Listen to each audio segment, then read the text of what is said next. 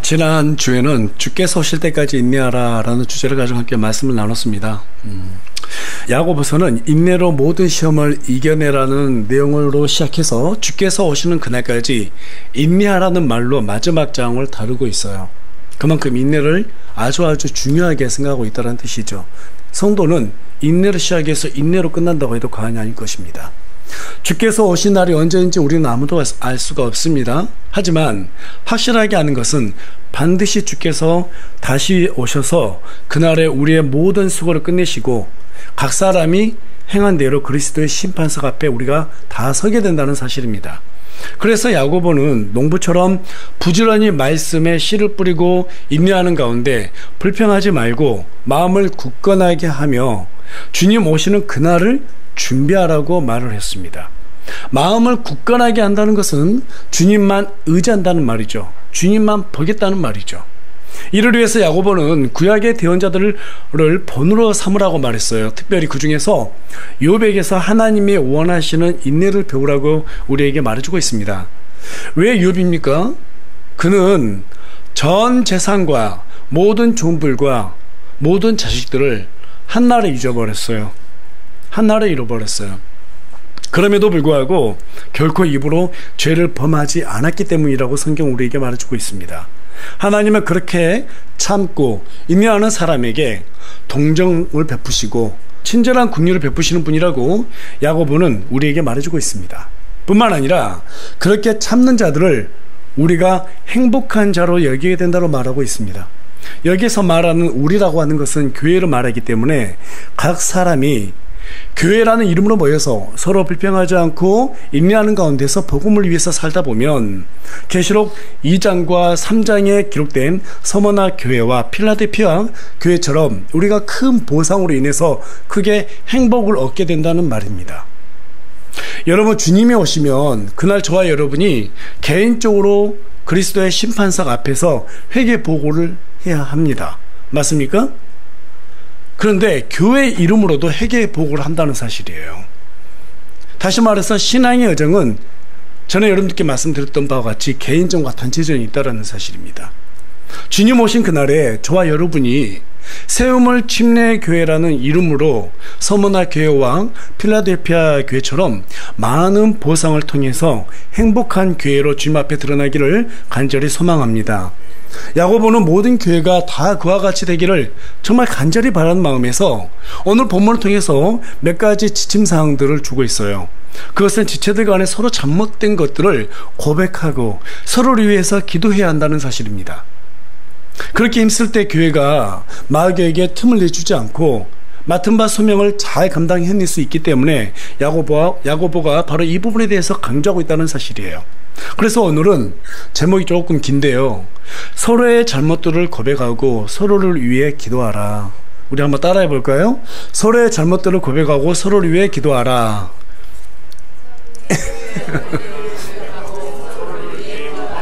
예, 박자가 안 맞았어요.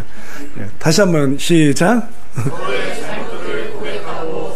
예, 서로의 잘못들을 고백하고 서로를 위해 기도하라는 주제를 가지고 오늘 여러분과 함께 말씀을 나눌 텐데요. 오늘 말씀을 통해서 저와 여러분이 왜 서로 잘못들을 고백하고 왜 서로를 위해서 기도해야 되는가, 예, 이 부분을 바르게 알고 정말 우리가 하나님 앞에서 신실한 자로 드러나기를 간절히 소망합니다. 예, 오늘 본문 12절에 가서 보니까 12절은 그러나라는 단어로 시작이 됩니다. 그러나 야고보가 이렇게 말하는 것은 앞에서 기록했던 인내가 교회 내에서도 완전하게 이루어지기를 바랐기 때문입니다. 인내를 이루는 과정에서는 반드시 복음을 위해서 고난을 당하는 지체들도 생겨나겠지만 반대로 죄로 인해서 넘어져서 병든 지체들도 생겨날 수 있을까요, 없을까요? 예, 충분히 생겨날 수가 있습니다. 그럴 때 16절은 서로를 위해서 기도하라고 말하고 있습니다. 특별히 의로운 사람의 뜨거운 기도는 효력이 있다라고 우리에게 말해주고 있어요.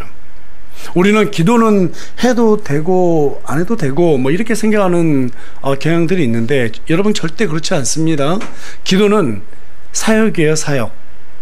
이 사역에 동참하는 것은 상당히 중요한 것이라고 오늘 본문이 우리에게 지금 얘기해주고 있는 거예요. 이 사역을 위해서 교회에게 필요한 지침들이 무엇인가? 12절에서 야고보는 무엇보다도 먼저 지체들 간에 맹세하는 죄를 범하지 말라고 우리에게 경고해주고 있어요.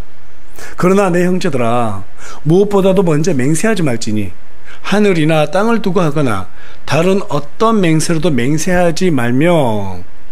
교회가 바로 서기 위해서는 지체들끼리 서로 믿고 의지할 수 있는 그러한 신뢰관계가 형성이 돼야 됩니다. 맞죠? 너무너무 중요하죠. 그런데 만일 어떤 사람이 헛된 맹세로 지체들에게 잘못된 일을 당하게 한다면 그 사람은 어려운 일이 생긴 지체들을 위해서 기도해도 하나님께서 그 기도를 듣지 않는다는 거예요. 특별히 당부드리고 싶은 것은 교회에서 동업을 한다거나 투자 같은 거 권하지 마십시오. 이거 하면 반드시 된다니까 이런 맹세하지 마세요.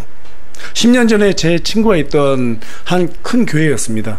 그 부목사님이 자기 사업을 별도로 하고 있었나 봐요. 그러면서 제 친구에게 투자해보라고 1억만 가져오라고. 그리고 교인들에게 여러 명에게 이렇게 투자를 받았나 봐요. 정말 잘 될 거라고.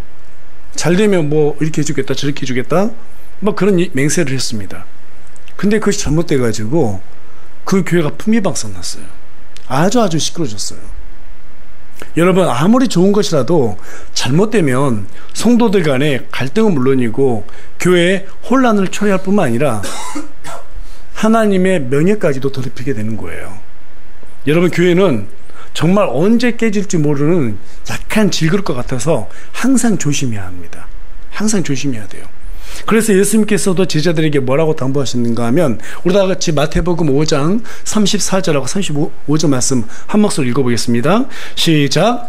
나는 너희에게 이르노니 결코 맹세하지 말라. 하늘을 두고도 하지 말 것은 그것이 하나님의 왕자이기 때문이요 땅을 두고도 하지 말 것은 그것이 그분의 발받침이기 때문이며 예루살렘을 두고도 하지 말 것은 그것이 위대한 왕의 도시이기 때문이라. 여러분, 우리 그리스도인들은 주님의 이름을 달고 사는 사람이에요. 그리스도인. 그렇죠? 주님의 이름을 항상 꼬리표처럼 달고 사는 그런 사람입니다. 어떤 일이 있어도 하나님의 이름으로 자신만만하게 뭔가를 내세운다거나 또 허세를 부리듯이 사람들에게 맹세하면 안 된다는 사실이에요. 그래서 12절은 오직 너희는 예 할 것은 예라 하고 너희가 아니요 할 것은 아니요 하라. 이것은 너희가 뭐에 빠지지 않게 하기 위함이라고요? 정죄에 빠지지 않게 하기 위함이라. 지키지도 못할 약속이나 자사에게 알지도 못하는 말들로 인해서 지체들에게 시험거리가 되게 하지 말라는 것이죠. 따라서 지체들을 위해서 기도의 사역에 동참하기 위해서는 어떻게 해야 돼요? 함부로 맹세하면 안 된다는 사실입니다. 계속해서 야고보는 교회의 지체들을 세우기 위해서는 하나님의 섭리에 순응하는 사람이 되어야 한다고 말하고 있어요. 하나님의 섭리에 순응한다. 어떻게 해야 되는가? 다 같이 우리 13절 말씀 한 목소리 읽어보겠습니다. 시작. 너희 가운데 고난당하는 자가 있느냐? 그는 기도할 것이요. 즐거워하는 자가 있느냐? 그는 시를 노래할지어다. 하나님의 섭리에 순응하는 사람은 좋은 일이 생기든 어려운 일이 생기든 그 모든 것이 하나님의 섭리 가운데서 허락된 것이라고 그렇게 믿고 따릅니다. 하지만 대부분의 사람들은 어떻게 합니까? 좋은 일이 생길 때만 하나님의 은혜라고 하면서 입이 여기까지 걸리죠. 그렇죠? 예. 그런데 어려운 일 당하면 어떻게 돼요? 오늘 당장 죽을 사람처럼 얼굴이 그냥 다 죽었어요. 닦아서 이만큼 내려와 있어요. 어? 예. 여러분, 그거는 하나님의 은혜가 아니죠. 하나님을 어떻게 생각하고 있느냐면 내 도움을 위해서 필요한 존재로 생각하기 때문에 그런 현상이 생겨나는 거예요. 제가 주중에 금요일 배 때도 말씀드렸지만 미용실 가서 이제 이발을 하는데 거기 있는 사장님이 그러시는 거예요. 제가 오랫동안 말씀을 전했거든요. 먼저 이번에는 먼저 저한테 물어보더라고요. 아니, 자꾸 사람들이 와서 교회 다니라고 하는데 교회 다니라고 말할 때요, 잘 된대요. 교회 가면 아픈 거 치료가 된대요. 또 어려운 일 있을 때 교회 가야 되는데 이렇게 말해요. 그런데 사실 저는요, 별로 어려운 게 없어요. 그래서 아직 교회 갈 때가 안 됐나 봐요. 그러니까 하나님을 믿는다는 게 뭐예요? 이렇게 물어보는 거예요. 너무 참 당황스러웠어요. 항상 제가 말을 삥 둘러서 은근히 복음을 전하려고 항상 뭔가 실마리를 만들어서 엮어갔었는데 이번에는 그냥 훅 들어오시는 거예요. 그래서 제가 그런 얘기를 했습니다. 하나님은 그렇게 믿는 게 아니에요. 하나님은 우리가 도움이 되기 위해서 또는 내가 뭔가 원해서 믿는 대상이 아닙니다. 사장님 따님 있죠? 따님이 사장님 어머니라고 그러죠? 어머니니까 그냥 사랑하는 거 하고 따르는 거잖아요. 하나님께서 우리를 만드신 주인이기 때문에 우리는 그 주인을 마땅히 섬겨야 되는 거예요. 그게 바로 기독교예요. 이렇게 얘기했더니 그분이 그런 말씀 하세요. 다니시고 있는 교회가 많지 않겠네요, 우리나라에. 예. 글쎄요, 뭐 그럴 것 같아요. 제가 여지껏 다녔던 교회들은 그런 교회들이 별로 없었어요. 이렇게 말하고 왔습니다. 참된 성도는 여러분, 어떤 일이 생기든지 간에 거기에서 일희일비를 하지 않습니다. 때가 되면 계절이 바뀌듯이 고난의 때가 오면 기도하고 좋은 날이 오면 찬양하는 의연한 태도를 가지게 되는 것입니다. 그 본이 되어주는 사람이 고린도후서 12장에 기록된 사도 바울이에요. 사도 바울은 여러분 셋째 하늘을 다녀왔습니다. 맞죠? 셋째 하늘을 보고 왔어요. 그 뒤로 그 말할 수 없는 기쁨을 주체할 수가 없었어요. 여러분, 우리가 정말 셋째 하늘 갔다 왔다면 얼마나 자랑하고 싶었겠어요? 싶겠어요, 그쵸? 사도 바울도 얼마나 자랑하고 싶었겠습니까? 하지만 그렇게 하지 않았어요. 그 이유가 무엇일까요?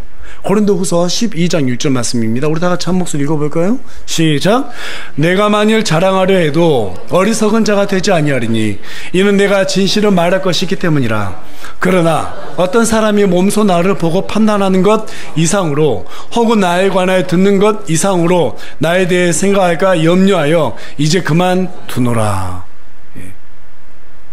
사도 바울은 자신이 받은 은혜가 자신을 높여서 하나님의 영광을 혹시라도 가리게 될까, 이것이 염려돼가지고 이마저도 자랑하는 것을 그만뒀다라는 거예요.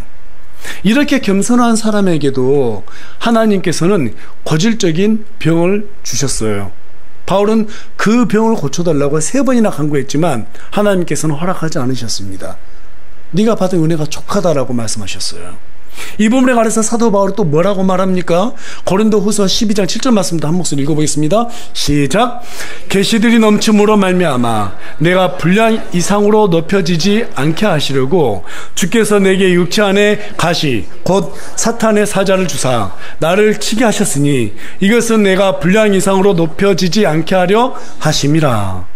사도 바울은 죄 때문에 병을 얻은 것이 아니라는 사실을 확인하기 위해서 간구했던 것으로 보여요. 바울은 하나님께서 어떤 환경을 허락하시든지 간에 고난 가운데 기도하고 은혜 가운데 더 자신을 겸손하게 낮추면서 하나님을 그렇게 찬양했던 사람이었습니다. 이런 태도로 하나님 앞에 나아갔을 때 저와 여러분의 기도가 어떻게 된다고요? 힘을 발휘하게 된다고요. 효능을 발휘하게 된다는 사실입니다. 믿으십니까? 이제 야고보는 교회 지체들 중에서 병든 사람들이 생겨났을 때 그들을 대하는 태도에 관해서 14절을 통해서 우리에게 말해주고 있습니다. 너희 가운데 병든 자가 있느냐? 그는 교회 장로들을 부를 것이요 그들은 주의 이름으로 그에게 기름을 바르고 그를 위해 기도할지니라. 네. 과거 여기에서 기름이라고 하는 것은 출애굽기 30장에 가서 보면 모략, 육개, 창포, 계피, 올리브 기름을 섞어서 만든 기름인데요. 왜 사도 바울이 이 말씀을 기록했는지 저도 잘 모르겠어요. 아마 어떤 하나님의 그 행함을 갖다가 어떤 기름 부음의 사역을 예표하려고 이렇게 하지 않았는가 이런 생각이 들고요. 어쨌든 지금 이 시대 가운데서 이런 기름을 만들어서 우리가 분명히 바를 필요까지는 없습니다. 하지만 그 다른 부분은 상당히 중요하죠. 성경에서 지금 뭐라고 말하고 있어요? 병든 자가 있다라면 그는 교회 장로들을 부르라고 말하고 있습니다. 성경에서 장로는 본래 장로교에서 말하는 그런 장로가 아닙니다. 목사를 의미합니다. 저도 여러분들께 말씀드렸다시피 목사는 한자어입니다. 칠목 스승사자예요. 그래서 영어로는 패스터와 티처라고 그럽니다. 감독의 직분을 패스터라고 하는 거예요. 목자, 친다 이 말이에요. 그리고 장로의 직분은 티처, 교사를 의미합니다. 따라서 장로는 말씀을 가르쳐 지키게 하는 그런 목사의 직분을 강조할 때, 그 역할을 강조할 때 사용하는 단어라는 사실이에요. 그런데 본문은 병에 걸렸을 때 병 고치는 신유 집회에 찾아가라고 말하고 있어요? 안 하고 있어요? 안 하고 있습니다. 그런 은사가 있는 사람에게 찾아가라고 말하고 있나요? 아니요, 없어요. 누구에게 찾아가라고 지금 말하고 있어요? 장로, 즉 담임 목사에게 기도를 요청하라고 지금 말하고 있죠. 부르라고 말하고 있습니다. 그런데 본문은 왜 목사의 직분으로서의 감독이 아닌 장로라고 했을까요? 그 사람에게 뭔가를 가르쳐야 할 것이 있기 때문이죠. 그래서 15절에 가서 보면 믿음의 기도는 병든 자를 구원하리니 주께서 그를 일으키시리라. 그가 죄들을 범하였을지라도 그것들을 용서받으리라. 그가 죄를 범하였을지라도 육체의 질병이 모두 다 죄와 관련된 것은 아닙니다. 하지만 본문을 가서 19절에 가서 보니까 너희 중에 어떤 사람이 진리에서 떠나 잘못을 범하였다고 말하고 있어요. 또 20절에서는 그 죄인이라고 말하고 있습니다. 이것으로 봤을 때 본문은 죄로 인해서 중한 병에 걸린 사람이라고 볼 수가 있어요. 여기에서 주의할 점은 지체들이 병들었다고 해서 함부로 죄로 인한 것이라고 말해서는 안 된다는 사실입니다. 뿐만 아니라 목사에게 기도를 요청하라고 했지 카톨릭처럼 목사에게 고해 성사를 하라는 말도 아닙니다. 성도의 모든 죄는 누구에게 자백하는 거예요? 하나님께 1대1로 자백하면 되는 거예요. 그러면 그만이에요. 사람에게 말 안 해도 됩니다. 오히려 사람에게 말했다가 더 큰 문제가 생깁니다. 다른 누구를 통해서 용서받는 그런 일이 없어요. 목사가 대신 기도해 준다고 해서 용서가 더 잘 되는 것도 절대로 아닙니다. 대신 기도해서도 안 되는 거예요. 카톨릭 그런 부분 다 잘못된 겁니다. 그렇게 오해하지 마세요. 또 한 가지 혼동하지 말아야 될 것은 목사에게 기도받는 목적이 병이 치유되는 것을 위한 것이 아니라는 사실이에요. 15절 다시 한번 들여다보겠습니다. 우리 한 목소리 읽어볼까요? 믿음의 기도는 병든 자를 구원하리니. 여기까지요. 믿음의 기도는 어떻게 한다고요? 병든 자를 구원한다는 거예요. 구원한다고 말했지 고친다고 말한 게 아니에요. 만약에 고치는 거에 목적을 뒀다면 성경에 분명히 고친다고 얘기했을 거예요. 그런데 여러분 구원이라고 하는 것은 뭐예요? 두 가지가 있죠. 첫 번째 구원은 지옥으로부터의 구원받는 걸 얘기하는 거고, 두 번째는 우리의 시험으로부터의 구원받는 걸 얘기하는 거예요. 그럼 여기에서 구원은 무엇일까요? 이미 구원받은 사람이 또 구원받을 필요가 없잖아요. 맞죠? 지옥으로부터 더 구원받을 필요가 없어요. 그럼 여기에서 말하는 구원은 무엇일까요? 병이 치유될 수도 있는 구원일 수도 있고, 근데 그것보다 더 궁극적인 것은 영적인 회복을 의미하는 거예요. 여러분, 아담을 하나님께서 흙으로 창조하셨어요. 그래 그 콧구멍에다 하나님의 숨을 불어넣으셨죠? 예. 근데 그 숨이 뭐예요? 하나님의 영이잖아요. 영이 들어가니까 사람이 살게 되지 않습니까? 여러분, 정말 중요한 영적인 비밀이 여기 있어요. 영이 살면 우리 혼이 살아요. 혼이 살면 육이 살아요.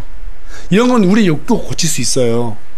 또 설령 우리 하나님께서 우리의 병을 치유하지 않는다 하더라도 우리의 영이 회복되면 하나님께서 허락해 주신 그 시간 동안에 하나님의 영광을 드러내며 살 수가 있다는 사실이에요. 여러분, 사도 바울도 3번이나 간구했는데 병을 고쳐주지 않잖아요. 그렇죠? 그 병을 고치고 안 고치고는 전적으로 누구에게 달린 거예요? 하나님의 뜻에 달린 거예요. 내 고집에 달린 게 아니에요. 내 소망에 달린 게 아닙니다. 맞습니까? 네. 그것을 우리가 인정하고 오늘 본문을 보셔야 되는 거예요. 그래서 14절은 장로, 즉 목사를 부르라고 말하고 있습니다. 왜 목사를 부르라고 말하는가? 성도가 죄로 인해 큰 병에 걸릴 정도라면 목사를 통해 선포되는 말씀이 무시했기 때문일까요? 순종했기 때문일까요? 무시했기 때문이에요. 대부분 죄로 인해 병든 것은요, 구원받은 성도들 중에서 하나님의 말씀을 알면서도 의도적으로 대적하고 그 말씀을 무시하다가 병을 거의 대부분 걸리게 됩니다. 뿐만 아니라 대부분 정죄에 빠질 때 그 정죄에 빠지고 싶은 마음이 생기잖아요. 그럼 대부분 목사를 비난하면서 교회를 떠날 명분을 찾아요. 예. 제가 어려서부터 중학교 2, 3학년 때부터요, 희한하게도 목사님들 주변에서 항상 가까이서 교회 목회한 걸 봤어요. 하나님께서 그런 환경을 주셔가지고 계속 봤습니다. 대학교 가서도 개척교회 섬기면서 봤고. 근데 대부분 그렇더라고요. 특별하게 목사님이 큰 잘못 안 했어도 뭔가 명분을 만들어서 떠납니다. 사실 그 안에 들어가 보면 세상 가운데 가고 싶어서 그러는 거예요. 대부분 그래요. 하나님께서 담임 목사를 부르라고 하는 것은 스스로 말씀에 복종하겠다는 의지를 하나님 앞에서 표명하라고 하는 그런 명령입니다. 그리고 다시 하나님께서 세우신 목회자의 지도를 받아서 말씀으로 새롭게 회복하라는 그러한 의미에서 목사를 부르라고 하는 것입니다. 그렇게 했을 때 하나님께서 그 사람의 죄를 용서하신다고 15절 하반절을 통해서 우리에게 기록해주고 있어요. 혹시 우리 중에서 죄로 인해 교회를 떠났다가 하나님의 진노로 인해서 중한 병에 걸리게 됐다면 반드시 하나님께 회개하고 다시 목사님과 함께 만나가지고 어떻게 해야 돼요? 말씀으로 회복돼야 되는 거예요. 그리고 기도를 요청해야 되는 거예요. 그럼 그 기도 요청했을 때 목사는 어떻게 해야 돼요? 기도를 해주고 또 전 교인들에게 그 사람을 위해서 기도하라고 말해줘야 되는 것입니다. 이때 하나님께서는 어떤 사람의 기도를 들으시는가? 어떤 사람의 기도? 16절 우리 다 같이 읽어보겠습니다. 시작. 너희 잘못들을 서로 고백하고 너희가 병고침을 받도록 서로를 위해 기도하라. 의로운 사람의 혈육 있고 뜨거운 기도는 많은 효능이 있느니라. 어떤 사람의 기도를 들으신다고 말하고 있어요? 의로운 사람이라고요. 의로운 사람. 오늘날 수많은 사람들이 아프면 병 고치는 집회나 그런 은사가 있다고 하는 사람들에게 찾아갑니다. 이 부분에 대한 오해가 오늘날 너무 심각하게 많아요. 그래서 잠깐 여러분들께 짚고 넘어갈까 합니다. 여러분, 병을 고치는 것은 앞서 말씀드린 바와 같이 우리의 소망에 달려있어요? 하나님의 뜻에 달려있어요? 전적으로 하나님의 뜻에 달려있어요. 전적으로 하나님의 뜻에 달려있습니다. 그것은 어떤 특정한 사람의 개인의 어떤 영적 능력으로 되는 게 아니에요. 특별히 오늘날에는 병원도 많아요.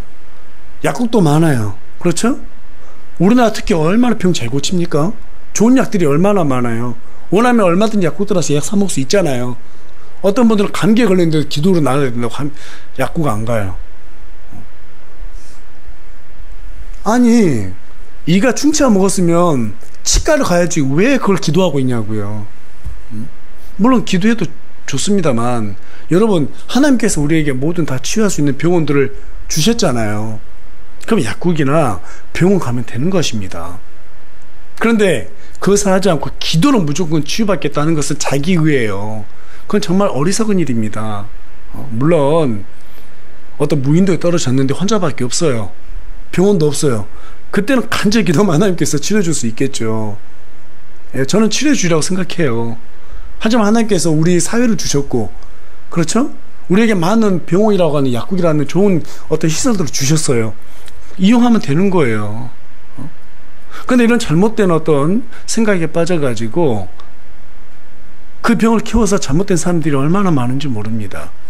치유 집회에 가서 보면 자신들이 예수님인 양 흉내내는 목사들이 정말 많아요.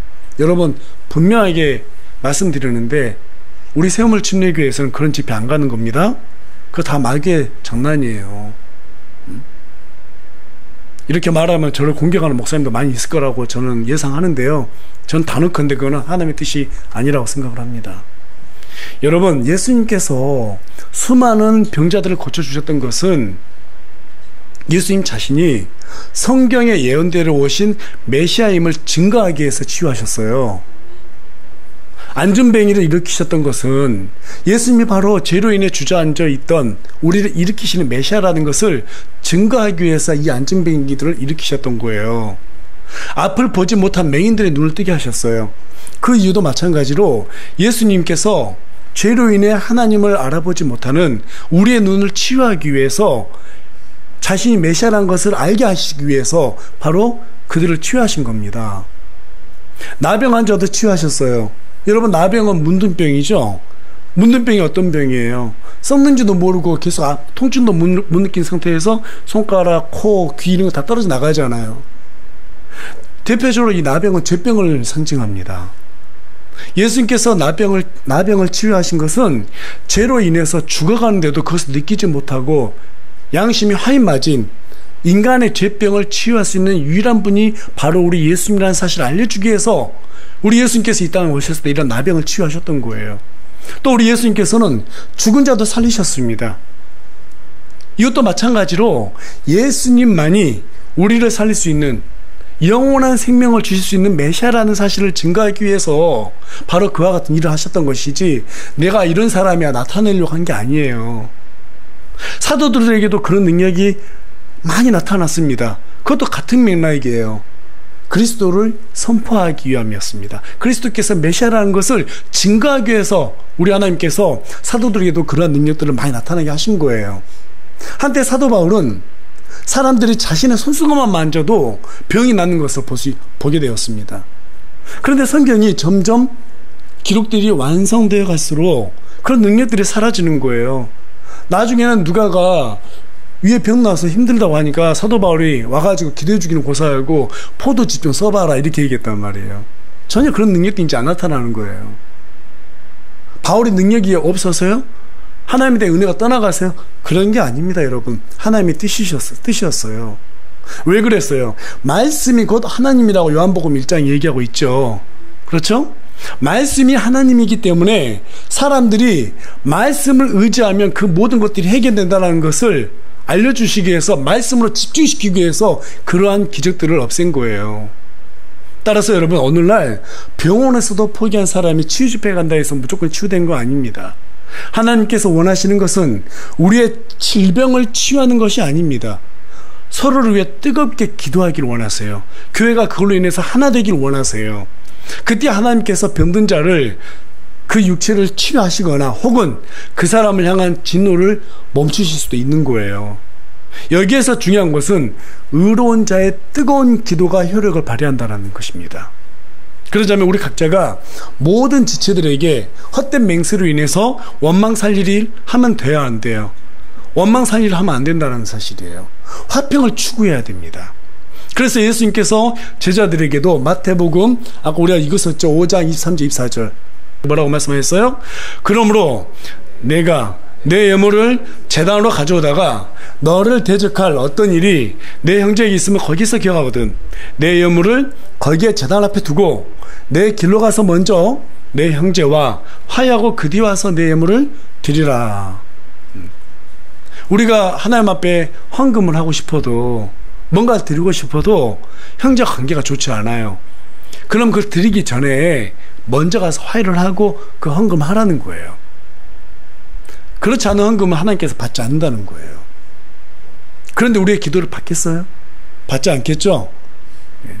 여러분 그래서 우리의 모든 헌물 그 다음에 우리의 기도 이 모든 것들이 하나님께 상달되기 위해서는 어떻게 해야 돼요? 지체들하고 화평을 유지해야 되는 거예요. 믿으십니까? 저와 여러분이 기도의 사람이 되는 것보다 우선시 되는 것은 바로 화평입니다. 그렇지 않으면 기도의 능력을 발휘할 수가 없어요. 이 때문에 야고보가 사람들에게 헛된 맹세로 하여금 원망을 사지 말라고 했던 것입니다. 그렇다면 우리는 어려운 일을 당한 지체들을 위해서 어떻게 기도해야 할까요? 우리 다 같이 17절하고 18절 말씀 한 목소리 읽겠습니다. 시작. 엘리야는 우리와 같이 동일한 성정의 지배를 받은 사람이지만 비가 오지 않기를 그가 간절히 기도하니 3년 6개월 동안 땅에 비가 오지 아니하였고 그가 다시 기도하니 하늘이 비를 주고 땅이 자기 열매를 내었느니라. 17절에 엘리야는 우리와 같이 동일한 성정의 지배를 받은 사람이다 라고 말하고 있어요. 우리가 하나도 다를 게 없는 사람이라는 거예요. 그런데 다른 것이 하나 있다면 기도는 반드시 하나님께서 들으시고 응답한다라고 하는 그 확신을 엘리야가 우리보다 더 강하게 가지고 있었다는 겁니다. 엘리야가 어느 정도로 확신했어요? 비가 오지 않기를 그가 간절히 기도하니까 3년 6개월 동안 하나님께서 그 땅에 비를 내리지 않으셨어요. 그가 다시 기도하니까 하늘이 비를 주고 땅이 자기 열매를 내었다라고 말하고 있습니다. 여러분 생각해 보세요. 기도하니까 3년 6개월 동안 비가 안 왔어요. 그럼 반대로 기도하면 주신다는 거잖아요. 맞죠? 근데 그것이 엘리야는 하나님의 뜻이라는 것을 분명하게 알고 있었어요. 왜냐하면 엘리야 시대 때 하나님께서 이스라엘 백성들에게 너희가 내 말에 순종하지 않으면 비를 주지 않겠다고 말씀하셨거든요. 우리가 지난 시간에 이른 비와 늦은 비 기억나시죠? 이스라엘에서 너무너무 소중하죠. 이른 비가 없으면 씨를 파종 못해요. 늦은 비를 주지 않으면 수확을 할 수가 없어요. 근데 이걸 3년 6개월 동안 주지 않았으니까 얼마나 힘들었겠어요. 엘리야가 그런 기도를 했던 이유가 뭐였냐면 이스라엘 백성들이 우상을 숭배하고 하나님을 따르지 않았거든요. 그러니까 엘리야가 하나님의 말씀을 대로 기도한 거예요. 비 주지 말라고. 이게 하나님의 뜻이셨으니까. 그래서 비를 내리지 않으셨습니다. 그런데 나중에 엘리야가 이 바알의 제사장들 850대 1로 그들과 겨뤘을 때 하나님 앞에 비를 내리게 해달라 기도하죠. 이스라엘 백성들이 하늘에서 비와 물이 내려오면 그 신이 진짜 신이다, 그런 대기를 했단 말이에요. 그 과정에서 정말 필요한 것은 비였어요. 6번이나 무려 기도했습니다. 하나님께서 비를 내려주지 않았었어요. 그래도 엘리야는 포기하지 않고 어느 정도로 기도했느냐면 무릎하고 무릎 사이에다가 머리를 파묻고 기도했대요. 여러분 한번 상상해 보세요. 여러분 그렇게 기도해 본 적이 있으세요? 얼마나 간절했다는 소리예요. 무릎하고 무릎 사이에다 머리를 파묻고 아마 침 흘리면서 눈물 흘리면서 기도했을 거예요. 하나님 비 내려주셔야 됩니다. 정말 간절하게 창자가 끊어지는 심장을 가지고 기도했단 말이에요. 그렇게 기도했을 때 하나님께서 하늘에서 비를 내려주시고 불도 내려주셨다는 거예요. 요한일서 5장 14절은 우리에게 말합니다. 그분 안에서 우리가 가진 확신은 이것이니 곧 우리가 그분의 뜻대로 무엇이든 구하면 그분께서 우리의 말을 들으신다는 것이라. 믿으십니까? 예. 하나님의 뜻 가운데서 구하는 기도가 우리에게 확신을 주는 거예요. 내가 원하는 걸 바란다 해서 하나님께서 기도를 듣는 게 아니에요. 우리가 성경을 왜 많이 알아야 돼요? 하나님의 뜻이 무엇인지 알고 바르게 기도해야 되기 때문입니다. 엘리야는 자신이 주님의 뜻대로 구했기 때문에 반드시 하나님께서 자신의 목소리를 듣고 계신다는 사실을 확신했어요. 그걸 알았어요. 그래서 하나님 앞에서 간절히 기도할 수 있었습니다. 제가 군대 생활을 강원도 하천에서 했어요. 신병교육 때 조교하면서 군전병으로 함께 사역을 했었는데요. 주일만 되면 사단에 계신 목사님께서 그 험한 여러 개 산들을 넘으셔가지고 우리 부대로 오셔가지고 예배를 드려주셨어요. 어느 날 겨울인데 눈이 너무 많이 내리는 거예요. 그래서 제가 큰일 났다, 예배 못 드리겠다, 드릴 수 있을까? 정말 바로 둥둥거리고 되게 걱정했었어요. 아침에 보니까 눈이 너무 많이 내린 거야, 밤새도록. 중간에 깨어가지고 보니까 또 눈이 엄청 내리고 있고 또 내리고 있고 큰일 났다 이렇게 생각하고 있었는데 한 9시 좀 넘어가니까요, 눈이 다 그친 거, 그렇게 많이 내리던 눈이 그치는 거예요. 그리고 조금 있다가 목사님께서 오셔가지고 예배 드리고 가셨어요. 근데 그 전에 저한테 말씀하시는 거예요. 목사님께서 이제 SUV 사륜구동 그 차가 있었기 때문에 오실 수 있었다고 말씀하시면서 제가 그랬거든요. 목사님 뵙자마자, 아니 목사님, 아침 되니까 눈이 거짓말같이 멈췄어요. 웃더라고요. 예배 끝나고 저한테 말씀해 주셨어요. 어제 새벽 2시에 군대에 있는 교회 있잖아요. 성도들 다 깨웠대요. 다 깨워가지고 교회로 오라고 했습니다. 그리고 그 시간에 뭘 주문했냐면 눈이 멈추게 해달라고 기도하라고. 안 그러면 내일 신민교육 때 가서 그 많은 훈련병들 앞에서 복음을 선포해야 되는데 그거 못한다고. 기도하라고. 눈 멈출 때까지 기도하라고. 정말 감동인 건 뭐냐면 그 군인들 가족들 있잖아요. 그분들이 아침까지 밤새도록 기도했어요. 진짜로 9시에 멈췄어요. 더 놀랐던 것은 그분들 중에 투스타 사단장님도 거기 계셨어요. 우리 사단장님도. 참 겸손하고 아름답죠. 여러분, 하나님께서는 주님의 뜻대로 기도하는 사람의 기도를 반드시 들으시는 분이세요. 믿으십니까? 예. 죄로 인해 병든 자를 일으키시기를 원하세요. 그렇다면 그것에 우리의 기도가 필요합니다. 제가 여러분께 정말 기도가 필요할 때 교회로 오라고 언제든지 오세요. 달려오세요. 그리고 기도하세요. 함께 모여서 하나님 앞에 기도할 때 하나님께서 그 기도 기쁘게 받으세요. 믿으십니까? 예. 늘 그런 마음의 준비가 돼 있어야 돼요. 왜 우리가 그렇게까지 해야 할까요? 19절하고 20절 말씀. 야고보서 이제 마지막 장 마지막 구절이죠. 우리 다 같이 한 목소리 읽겠습니다. 시작. 형제들아, 너희 중에 어떤 사람이 진리에서 떠나 잘못을 범하는데 누가 그를 돌아서게 하면 그 죄인을 그의 길에 잘못해서 돌아서게 하는 자가 한 혼을 사망에서 구원하며 허다한 죄를 덮을 것임을 그가 알게 할지니라. 교회는 방황하는 형제들까지도 주께로 돌이키도록 해야 하는 그런 책무가 있습니다. 성도가 진리로부터 미혹되기란 정말 쉽습니다. 불순종하는 그리스도인들은 심각한 징계와 죽음을 맞기까지 할 그런 위험에 처하게 된다고 고린도전서 11장 30절은 우리에게 말해주고 있습니다.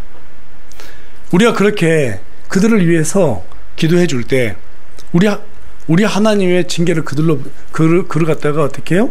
그런 징계들로부터 구원해 줄 수 있는 것입니다. 베드로전서 4장 8절은 무엇보다도 너희끼리 뜨거운 사랑을 품으라. 사랑은 허다한 죄를 덮으리라. 우리도 언제든지 죄로 인해 넘어질 수 있어요. 맞죠? 언제든지 넘어질 수 있어요. 그로 인해서 병들 수도 있습니다. 그래서 16절은 우리에게 무엇을 요구하고 있어요? 너희 잘못들을 서로 고백하고 너희가 병고침을 받도록 서로를 위해 기도하라. 우리가 육체의 병뿐만 아니라 잘못된 일들을 하게 되면 영적으로도 병들어요. 우리가 지체들끼리 잘못한 게 있으면 가서 사과를 해야 돼요. 사과를 하면 또 어떻게 해야 돼요? 용서를 해주셔야 되죠? 너도 당해봐라? 그러니까 안 됩니다. 예. 진심으로 사과하면 그 사과를 진심으로 받아주셔야 돼요. 그래야지 어떻게 해요? 하나님께서 우리가 하나로 연합해서 기도를 하면 그 기도를 들어주시는 거예요. 개혁성경에서는 너희 죄를 서로 고백하라고 번역했는데 이건 잘못된 번역입니다. 네. 킹제임스에서는 죄라고 하지 않고 잘못이라고 말하고 있어요.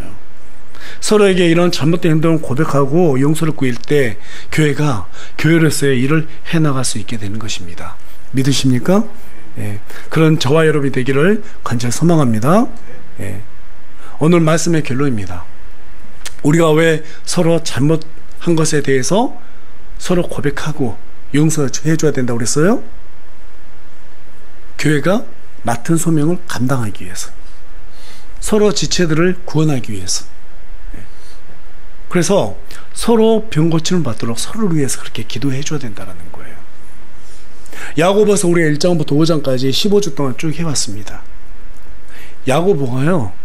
야고보서가 행위 없는 것은 믿음이 아니라고 얘기하고 있잖아요. 그렇죠? 그런데 그 행위가 대부분은 교회 합평을 위해서 필요하다고 말하고 있어요. 저도 이번에 이렇게 야고보서를 좀 더 자세하게 들여다보면서 정말 야고보가 교회 합평을 두고 참 많은 것들을 강조하는구나 라는 사실을 다시 한번 깨닫게 되었습니다. 왜 그래요? 교회는 주께서 자신의 피로 세운 것이죠. 그렇죠? 예, 이 신약 시대는 교회 시대입니다. 우리 예수님께서 정말 중요하게 생각하시는 곳이고 주님의 몸된 곳이고 이 교회의 머리는 누구세요? 그리스도시죠? 그래서 한 사람 한 사람을 너무너무 귀하게 서로 생각하라는 거예요. 그래야지만이 교회가 어떻게 돼요? 맡은 그 소명을 잘 감당할 수 있기 때문입니다. 그래서 저와 여러분이 항상 어떻게 해요? 말씀을 그냥 지식으로만 아는 것에서 끝나는 것이 아니라 서로 교회 내에서 지체들과 함께 화평을 위해서 수고하고 서로 섬기기 위해서 수고하고 또 밖에 나가서는 직장에서는 학교에서는 열심히 어떻게 해요? 복음을 위해서 살아가는, 그렇게 해서 하나님 앞에 섰을 때 정말 서문화 교회와 필라델피아 교회처럼 잘했다라고 신실하다라고 그렇게 칭찬받는 우리 세우물 침례교회가 되기를 간절히 소망합니다.